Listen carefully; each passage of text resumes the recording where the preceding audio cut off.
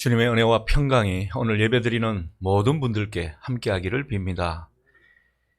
이슬람 급진 무장단체 IS의 테러로 지금 신음하고 있는 아프가니스탄 카불에도 주님의 은총이 함께하기를 소원합니다. 여러분, 종교의 이름으로 폭력과 테러를 일삼는 일, 그 어떤 명분에도 불구하고 극악무도한 범죄 행위입니다. 종교의 본질은 생명 존중, 생명 사랑에 있음을 우리가 다시 한번 기억해야 할 것입니다.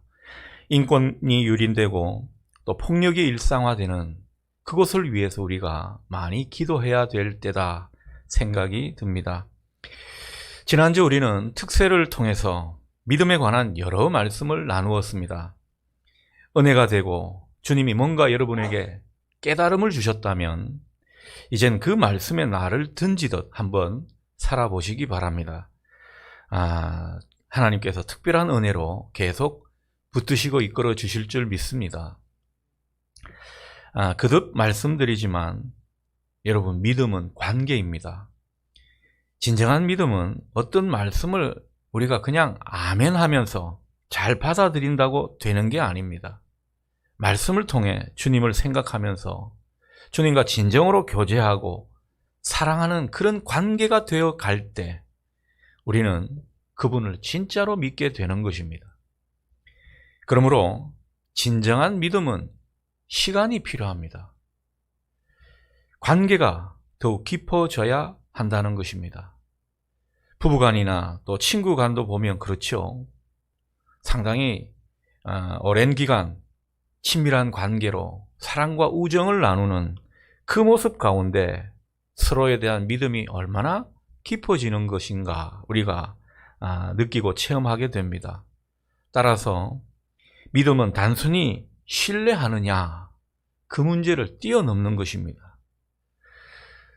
그 문제를 뛰어넘어서 정말 사랑의 관계를 가지느냐, 그 사랑의 관계로 발전하느냐, 여러분, 이게 참 중요한 것입니다. 하나님을 진실로 믿는다는 것은 하나님을 친밀한 모습으로 사랑해 가는 것입니다. 믿는다라는 말을 라틴어로 보게 되면 이 의미가 더욱 분명해집니다. 라틴어로 믿는다라는 말은 크레도입니다.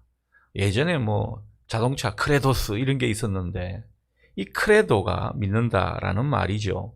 이 말의 속뜻은 나의 심장을 드린다, 이런 말이 되겠습니다. 심장은 단순히 뜨거운 감정이나 느낌만을 의미하는 게 아니죠. 내 안에 가장 깊은 차원, 바로 내 중심을 뜻하는 말입니다.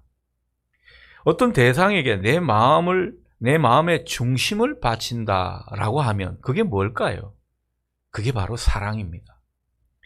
그러니까 내 마음의 중심, 곧 사랑을 주님께 바치는 것, 이게 믿음의 차원 높은 모습인 것입니다. 따라서 우리가 주님을 믿는다는 것은 주님께 내 심장을 바치듯 주님을 사랑하는 것이죠. 믿음과 사랑이 이렇게 연결이 되는 것입니다. 주님이 만일 우리에게 너는 나를 믿느냐 물으신다면 그 말은 곧 네가 나를 사랑하느냐, 그 물음일 것입니다. 반대로 하나님께 우리의 심장을 바치지 않는 그런 믿음은 죽은 믿음입니다. 사랑 없는 믿음은 죽은 믿음이라는 거죠. 야고보 사도가 그런 말을 했죠. 당신은 유일하신 하나님을 믿습니까? 잘하는 일입니다. 하지만 귀신들도 그렇게 믿고 떨고 있습니다. 야고보서 2장 19절에 나오는 말씀이죠. 아주 우리에게 정곡을 찌르는 말씀입니다. 귀신들도 하나님을 믿고 두려워하는 존재라는 거죠. 하지만 그들은요, 하나님을 사랑하지는 않습니다. 살아있는 믿음은 하나님을 사랑하는 것입니다. 다들 하나님을 분명히 믿는다고 고백은 잘하는데, 그런데 많은 사람들이 믿고도 인격적인 변화가 별로 나타나지 않는다. 여러분, 그 이유를 어디서 찾을 수 있겠습니까? 주님을 믿는다고 하지만은 주님을 사랑하지 않기 때문입니다. 주님을 진심으로 사랑하게 되면 분명 우리 속에서 이 변화의 힘이 솟아나게 될 것입니다. 성령께서 그렇게 역사해 가시더라는 거죠. 주님을 진심으로 사랑하는 참된 믿음, 그런 믿음의 소유자 될 수 있기를 주님의 이름으로 축복합니다. 자, 오늘 말씀의 첫 부분은요, 더욱 큰 은사를 사모하라, 이 말씀입니다. 이 말로 시작하고 있죠. 12장 31절입니다. 너희는 더욱 큰 은사를 사모하라. 내가 또한 가장 좋은 길을 너희에게 보이리라. 이렇게 말씀하십니다. 여러분, 31절이 속해 있는 고린도전서 12장은요, 은사에 대한 말씀을 쭉 하고 있습니다. 그리고 이어지는 고린도전서 13장은 어떤 말씀입니까? 그 유명한 사랑장이죠. 사랑에 관한 말씀을 쭉 하는 내용들입니다. 그렇다면 이 31절에 더욱 큰 은사, 이것은 무엇을 가리키는 말일까요? 많은 사람들이 이 부분을 읽을 때 오해를 합니다. 더욱 큰 은사라는 말을 하고 또 뒤이어서 사랑장이 나오니까 이걸 사랑의 은사로 착각하는 것입니다. 그러나 실은 그게 아닙니다. 사실 31절에 더욱 큰 은사, 이것을 원문으로 보면요, 이것은 단수가 아니라 복수입니다. 그러니 이 성경 번역을 정확하게 하면은 더욱 큰 은사들, 이렇게 해야 맞습니다. 하지만 이 사랑이라는 말은 단수입니다. 그러니까 앞에는 복수고 뒤에는 단수면 이게 문법적으로 맞지 않지 않습니까? 그래서 사랑은 더욱 큰 은사를 받는 말이 될 수가 없습니다. 이것은 14장 1절에 신령한 것들을 받는 말이 되겠습니다. 14장 1절 상반절을 제가 읽습니다. 사랑을 추구하며 신령한 것들을 사모하라. 여러분, 12장 31절과 14장 1절 말씀 이 같이 보면 공통점이 있습니다. 뭐가 공통점입니까? 둘 다 사모하라 라는 말과 연결되어 있습니다. 그러니 더욱 큰 은사들이란 말은요, 신령한 것들, 이 말을 받는 말이 되겠습니다. 자, 그렇다면 사랑은 무엇과 연결되는 것입니까? 31절에 가장 좋은 길, 이 말과 연결되는 것입니다. 14장 1절에 사랑을 추구하라, 이 말과도 연결된다고 볼 수 있습니다. 자, 그러므로 가장 좋은 길은 뭐라고요? 사랑이라는 거죠. 그 사랑의 길을 추구하라, 이런 말을 하면서 그 다음 장 13장에 넘어가서 사랑을 쭉 말씀하시는 것입니다. 또 한 가지 더 짚어보면요, 여러분, 만일 사랑이 최고의 은사라면 이 은사라는 게 속성상 그렇지 않습니까? 하나님께서 은사라는 것은 누구에게는 주고 누구에게는 주지 않는 그런 것일 수 있거든요. 그런데 이 사랑이 은사라고 한다면 어떤 사람은 사랑하지 않고 미워하면서 왜 사랑하지 않습니까? 묻는다면 뭐라고 대답하겠습니까? 전 사랑의 은사를 받지 못했습니다.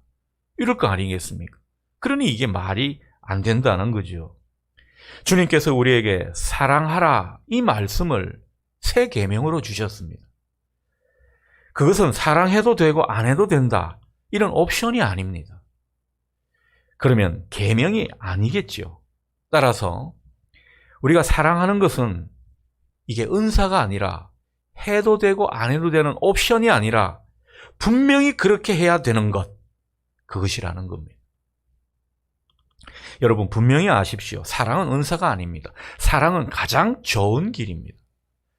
우리가 추구해야 하는 그런 길이라는 거죠. 사랑은 특정인만이 아니라 모든 성도들이 따르고 추구해야 할 가장 좋은 길입니다.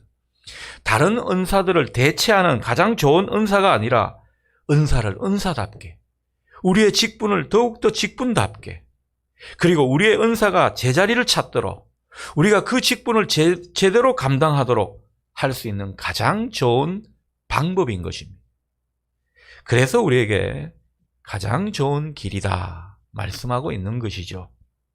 사실 은사나 직분은 하나님께서 우리에게 거저 주신 선물입니다. 특히 은사는 성령께서 하시는 일이 그 은사를 통해 나타나고 입증되도록 하기 위해서 주신 선물입니다. 그러니 우리는 각자 받은 은사를 통해서 성령의 나타나심, 성령의 역사하심을 보여야 하는 것이죠. 말씀의 은사로, 찬양의 은사로, 섬김의 은사로 이게 나를 드러내는 것이 아니라 주님을 드러내 보이고 성령의 역사하심을 나타내도록 해야 그게 하나님께서 기뻐하시는 모습이라는 것입니다. 우리가 받은 그 은사를 통해 자기 유익을 구해서도 이것을 통해서 다른 사람에게 인정받으려 해서도 안 된다는 것입니다. 이 모든 것은 다 주님께 초점이 맞춰져야 한다. 그것으로 성령이 역사하시도록 해야 한다. 우리에게 그 말씀을 하고 있는 것입니다. 자, 그런데 사람이 어디 그렇습니까? 우리가 은사가 많으면요, 아무래도 이 뽐내고 싶고 자기 유익을 구하는, 자기를 드러내고 싶은 그런 속성이 사람들에게 다 있습니다. 저도 이 목회자로 살아가면서 그런데 넘어지지 않기 위해 묻은 예를 쓰고 있습니다. 그래서 사람들은요, 자기가 받은 은사는 하찮게 여기고 다른 사람의 은사를 많이 부러워할 때가 있습니다. 다른 사람의 은사가 무엇 때문에 부러운가 보면요, 다른 사람들의 그 주의나 이목을 끌 수 있는 그것이기 때문에 그렇습니다. 그래서 뭔가 좀 드러낼 수 있고 뭔가 다른 사람들이 와 할 수 있는 이런 은사를 우리도 자꾸 소원하게 되는 것이죠. 예를 들어 방언의 은사, 찬양의 은사, 병고침의 은사, 이런 은사를 받은 분들은 사람들 눈길을 끌기가 쉽습니다. 제가 어릴 때 저도 방언의 은사가 있었거든요. 그런데 그 은사를 감사히 여기지 않고 목사님들 중에 보면 이 영어 방언하는 분들이 있었거든요. 외국어 방언 아시죠? 샬라샬라 이러면서 그분들 보면서 굉장히 부러운 때가 있었습니다. 제가 이제 어릴 때는 청소년 시기만 해도 목사가 되겠다고 한 사람이었거든요. 그러니 그런 어떤 소망이 있는 가운데 그런 분들 보니까 되게 부럽더라고요. 치유의 은사 이런 분들 보면 다들 목사의 로망 같은 그런 어떤 모습들이죠. 굉장히 멋있어 보이고 영빨이 있어 보이죠. 주님이 특별히 사랑하시는 분들 같이 보였습니다. 그것 때문에 또 사람들이 실제로 많이 모이고 환호하니까 아마도 당시에 그런 어떤 병고침의 은사, 그리고 놀라운 통역의 은사, 이런 것들을 사람들이 많이 소원했더랬습니다. 목회자가 된다는 사람들이 이 산에서 고함치며 나무 뿌리를 뽑을 정도로 기도할 때 보면 다 그런 기도를 했는지도 모릅니다. 저도 신학교 1학년 때 하나님, 저에게 신유의 은사를 주시면 제가 목회를 잘할 것 같습니다. 그렇게 하나님께 때를 쓴 기억이 납니다. 지금 생각하면 무지 부끄러운 대목이죠. 여러분, 하나님은 정말 하나님께서 쓰시고자 하는 용도대로 각자에게 맞는 은사를 주시는 줄 믿으시기 바랍니다. 여러분한테도 저한테도 맞는 은사를 주신 것입니다. 그런데 은사는 그저 주시는 것이죠. 하나님께서 은사를 그저 주시는 데는 이유가 있습니다. 그 은사를 통해서 교회에 덕을 끼치고 그리고 다른 사람들에게 유익을 주라는 것입니다. 함께 교회의 몸을 제대로 세워갈 수 있도록 우리에게 은사와 직분을 주신 것입니다. 그저 주신 것이니만큼 이 모든 것은 하나님이 기뻐하시는 모습으로 사용되어야 할 것입니다. 그러니 이 은사나 직분 참 잘 사용해야 되는 것입니다. 결코 내 맘대로 사용하거나 내 유익만을 위해 사용해서는 안 된다는 것입니다. 은사나 직분을 잘못 사용하게 되면요, 오히려 그게 신앙생활에 독이 됩니다. 교회의 걸림돌이 될 수도 있고요, 하나님이 기뻐하시지 않는 그런 모습으로 평가받기도 합니다. 그런 은사나 직분은 안 받음만 못한 것입니다. 은사는 교회에 유익이 되고 덕을 끼칠 수 있어야 한다는 것, 오늘 우리에게 분명히 말씀하고 있습니다. 그래서 오늘 바울을 통해 주님은 무슨 말씀을 하신 것입니까? 더욱 큰 은사를 사모하라. 이 말의 뜻은 다른 게 아닙니다. 더 크게 교회에 덕을 끼치고 유익이 되게 하고 그 은사로 말미암아 하나님께 영광을 돌릴 수 있도록 그런 은사를 사모하라. 그렇게 말씀하신 것이죠. 그런데 이러한 은사나 직분을 잘 사용하게 되고 덕을 끼치도록 하는 게 있는데 그게 바로 사랑입니다. 그래서 오늘 초점은 이 사랑에 모아져 있는 것이죠. 교회에 덕을 세우고 하나님이 기뻐하시도록 하는 그런 일을 하고 그런 사역이 되려면 우리는 너나 할 것 없이 사랑을 추구해야 합니다. 은사를 은사되게 하고 내 직분을 직분되게 하고 내가 하는 섬김과 봉사를 주님이 기뻐하시는 섬김과 봉사가 되게 하는 길, 사랑을 추구하는 길밖에 없습니다. 그러니 교회 와서 청소를 하든 또 찬양으로 다른 사람들에게 보이며 영광을 돌리든 우리가 또 여러 가지 수고와 섬김을 하든 여러분 사랑으로 하시기를 바랍니다. 그래서 제가 예전에 그 주방 봉사하시는 분들, 요즘은 주방이 거의 개점 휴업이라 가지고 좀 마음이 그런데 늘 부탁한 게 뭐였습니까? 정성껏 요리를 준비하시고 사랑의 묘약을 뿌리시기를 바랍니다. 그 말씀을 제가 잊지 않고 했거든요. 여러분 사랑을 추구하는 길밖에 없더라는 것입니다. 주님께서 이것을 우리에게 가르쳐주고 있습니다. 그래서 본문은 가장 좋은 길, 곧 사랑의 길을 강조하는 것입니다. 그래야 교회에 덕을 세우고 우리 공동체를 유익하게 하고 또 다른 사람들에게 은혜를 끼치기 때문입니다. 그러니 내가 받은 은사가 있다면 그 은사가 빛이 나게 하려면 여러분 우리는 사랑을 추구해야 합니다. 그래서 주님은 13장 1절 말씀을 통해 이렇게 우리에게 말씀하고 있습니다. 내가 사람의 방언과 천사의 말을 할지라도 사랑이 없으면 소리나는 구리와 울리는 꽹과리가 되고, 우리가 사랑이 없는 가운데 뭐 방언을 잘하고 또 유창한 설교를 하고 찬양을 잘하고 이렇게 한들 하나님 보실 때는요 그런 것들은 아무 내용도 없는 시끄러운 소음에 불과하다, 이렇게 말씀하고 있는 것입니다. 때로는 주님이 심하게 말씀하시죠. 여러분 정성껏 준비한 그 유창한 설교가 왜 시끄러운 소음에 불과한 것입니까? 그런 대목에서는 저 같은 사람이 되게 억울합니다. 그러나 주님께서 우리에게 분명히 가르쳐 주시기 위해서 이렇게 표현하고 있습니다. 여러분 우리 중에는 기도의 은사가 있는 분들이 있죠. 그래서 목소리도 좋고 내용도 좋고 그분 기도 들으면 절로 아멘 소리가 나오는 그런 분들이 있습니다. 근데 만일 그분 안에 그 기도자 가운데 사랑이 없다면 여러분 그것은요 울리는 꽹과리일 뿐 하나님께는 아무런 의미가 없다는 것이죠. 참 우리에게 무겁지만 중요한 말씀을 하고 있는 것 같습니다. 유명한 전도자 D.L. 무디 목사님이 설교를 마치고 사람들과 인사를 나누고 있었습니다.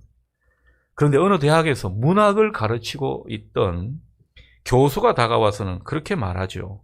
아유 목사님 너무 말씀이 좋습니다. 은혜 받았습니다. 근데 좀 유감스럽게도 목사님 설교를 들어보니 문법적으로 틀린 부분이 한 50군데 되더군요. 이렇게 말을 합니다. 무디 목사님이 이 말을 듣고 이런 대답을 했다고 하죠. 아이고 성도님 충고해 주셔서 감사합니다. 그런데 성도님은 한 가지 물어보고 싶은 게 있는데 저는 감격스럽게도 지금까지 문법이 안 맞는 엉망진창인 말로 수천 명의 영혼을 주님께로 인도할 수 있었는데 과연 성도님은 그 정확하신 언어로 몇 분이나 주님께로 인도하셨습니까? 여러분 참 부드러운 말 같지만 비수를 찌르는 말 느껴집니다. 주님은 우리가 똑똑하고 말 잘하고 논리 있게 잘 따지는 이런 모습보다 좀 서투르고 두루뭉실하고 허투루 말하는 그런 모습이 있다 하더라도 그 속에 사랑이 있으면, 사랑으로 그 모든 일을 감당한다면 주님이 얼마나 기뻐하시는지 모른다는 것이죠. 13장 2절 말씀을 제가 읽습니다. 내가 예언하는 능력이 있어 모든 비밀과 모든 지식을 알고 또 산을 옮길 만한 믿음이 있을지라도 사랑이 없으면 내가 아무것도 아니요. 내가 다른 사람보다 말씀을 많이 듣고 알고 성경에 대한 지식이 많고 거기다가 남들이 안 하는 신비한 체험 그런 것도 있다면 거기다 믿음까지 훌륭하다는 그런 소리를 듣는다고 하더라도 여러분 사랑이 없으면 그 모든 모습은 그 모든 일은 내게 아무 유익이 없다는 것입니다. 내가 다른 사람보다 물질의 은사를 더 받고 다른 사람보다 더 좋은 가정을 선물로 받았다 해도 내가 다른 사람이 없는 그 병고침의 은사도 있고 정말 다른 사람이 부러워할 만한 그런 은사를 많이 받았다 하더라도 내 안에 사랑이 없다면 미안하지만 우리는 하나님 앞에 아무것도 아닌 존재일 수 있더라는 것입니다. 내가 아무리 업적을 많이 내고 다른 사람의 칭찬과 인정을 받는다고 해도 그래서 뭔가 다른 사람들 앞에 떵떵거리는 그런 모습이었다 해도 나중에 주님이 평가하실 때는요, 난 너를 모른다 이렇게 말할 수 있다라는 거죠. 하나님 앞에서는 그런 게 대단한 게 아니라는 것입니다. 반대로 말하면 내가 좀 능력이 없고 뭐 일 하나 제대로 하지 못하는 그런 무능한 사람처럼 보인다 할지라도 성경 지식도 별로 없고 가진 것도 별로 없고 남들이 볼 때는 별 볼 일 없는 하찮은 사람 같아도 그러나 그 속에 사랑이 있으면 뜨거운 주님의 사랑이 그 속에 흐르고 있다면 하나님은 그런 사람을 대단히 귀하게 보신다는 거죠. 그런 사람을 인정하신다는 것입니다. 13장 3절 말씀을 제가 읽습니다. 내가 내게 있는 모든 것으로 구제하고 또 내 몸을 불사르게 내줄지라도 사랑이 없으면 내게 아무 유익이 없느니라. 여러분, 사랑 없는 설교, 사랑 없는 선행, 사랑이 없는 구제나 선교, 그것이 아무리 훌륭하다고 보여진다 하더라도 어쩌면 거칠에 불과할지도 모릅니다. 아무 유익이 없는 것일 수 있더라는 것이죠. 그렇게 남들보다 더 귀한 구제와 선교를 해놓고 심지어 다른 사람보다 더 희생과 헌신을 많이 쏟아놓고 그 속에 사랑이 없어서 하나님 앞에 제대로 평가를 받지 않는다면 얼마나 억울한 일이겠습니까? 그런 사람에게 하나님은 어떤 말을 하시는 줄 아십니까? 그 모든 것은 다 네 욕심으로 한 것이다. 자기 의에 따라 그렇게 한 것일 뿐 네 영혼에는 도움이 안 된다. 오늘 우리에게 그 점을 경고하고 있는 것입니다.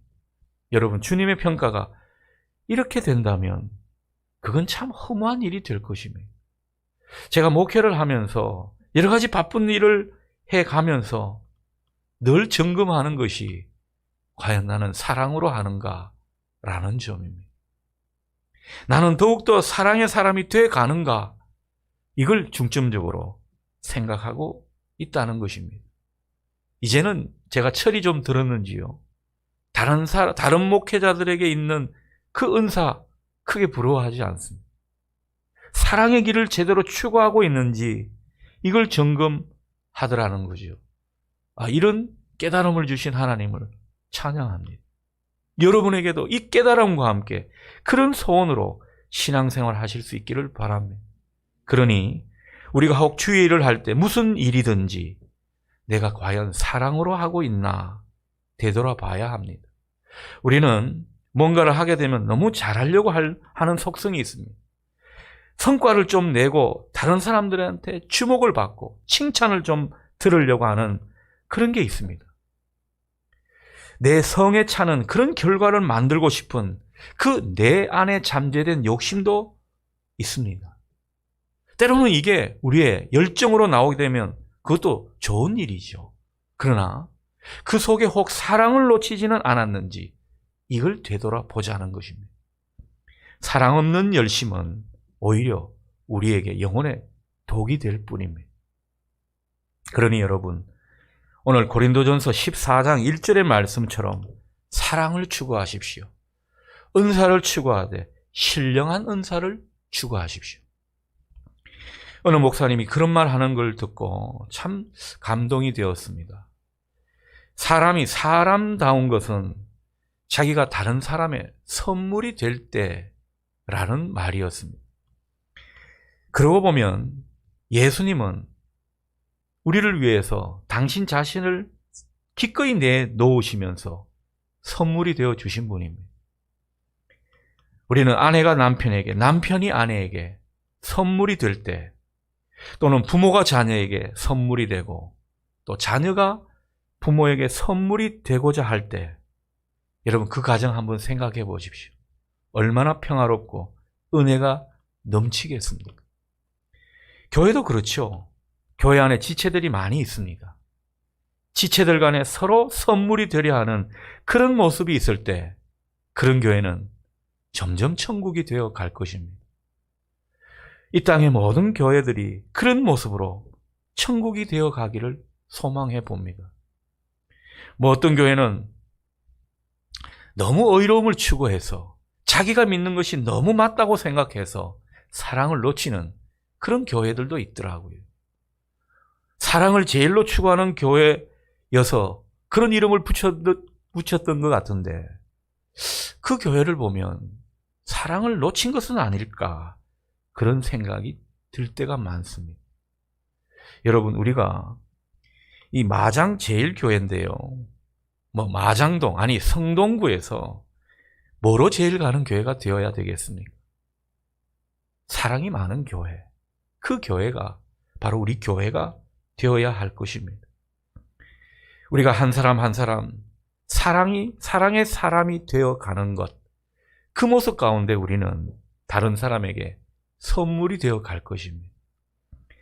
사랑을 추구하는 그 가운데 우리는 의미 있는 존재가 되어 가고요, 하나님의 선물로서 다른 사람에게 은혜를 끼치고 다른 사람에게 축복을 전해줄 수 있는 그런 존재가 되어 갈 것입니다.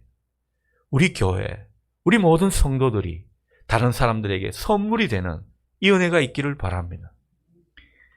그런데 우리가 사랑을 추구하며 사랑의 길을 잘 가려고 한다면, 여러분, 우리 안에 있는 것 가지고는 되지가 않습니다. 여러분이나 저나 우리 안에 뭐가 사랑이 많이 있습니까? 저도 때로는 한 번씩 보면요, 이 자식 놈도 제대로 사랑할 줄 모르는 그런 아버지 아닌가, 때로는 반성할 대목도 있더라는 거죠. 사랑이 많이 있는 것 같다가도 때로는 이게 소멸되어 있는 것을 많이 느끼게 됩니다. 정말 우리는 주님에게서 사랑을 배워야 하는 존재들입니다. 내 안에 있는 그 사랑 가지고는 얼마 버티지를 못합니다. 생색만 낼 뿐 능력이나 지속적인 관심을 나타내기 어렵습니다. 그러니 여러분, 하루하루 말씀을 따라 살고 기도로 주님과 교제하고 또 우리가 봉사나 헌신 그리고 섬김을 다하는 이 모습, 이 모든 것의 목적은요, 주님 사랑 안에 많이 머무르기 위함입니다. 여러분, 주님 사랑 안에 많이 머무르십시오. 그리고 그 가운데 어떤 것보다 주님께 사랑을 많이 배우시기를 바랍니다. 주님은 죄 지은 사람들, 원수 같은 사람들에게도 쉽게 분노하지 않으셨습니다. 너그러운 사랑으로 감싸 안는 그 사랑을 우리에게 보여주셨습니다. 그러니 여러분, 살다 보면요, 마음에 들지 않는 사람도 있고 눈에 가시 같은 사람도 있고 다시는 안 보고 싶은 그런 사람들도 있을 수 있습니다. 도무지 사랑을 줄 수 없는 그런 어떤 행동을 하는 사람이 분명히 우리 주위에는 있습니다. 그럴 때마다 주님을 보실 수 있기를 바랍니다. 주님에게서 그 사랑을 배우실 수 있는 여러분 되시기 바랍니다. 다른 것 할 것도 없습니다. 그 십자가 밑에서 그저 주님만을 바라보는 거지요. 그러면요, 그 사랑 안에 머무는 사람에게는 반드시 주님의 그 사랑이 우리 가운데 전이되는 역사가 있을 줄 믿습니다. 우리가 모든 신앙생활을 통해 주님의 사랑을 배우고 그 사랑을 우리 속에 채워나가는 이런 모습이 있다면, 그래서 우리가 다른 사람에게 사랑을 주는데 좀 더 익숙해지다 보면 우리는 자연히 누군가에게 버팀목이 되고 선물 같은 인생이 될 것입니다. 그 모습 가운데 다른 사람들은요, 저 사람은 틀림없이 그리스도인이다, 주님의 제자다, 진정한 믿음의 사람이다, 오히려 우리에게 칭찬하게 될 것입니다. 사랑의 길을 추구해가는 여러분에게 주님이 반드시 함께 하시고 기뻐하시고 영광 받으시기를 주님의 이름으로 축원합니다. 아멘.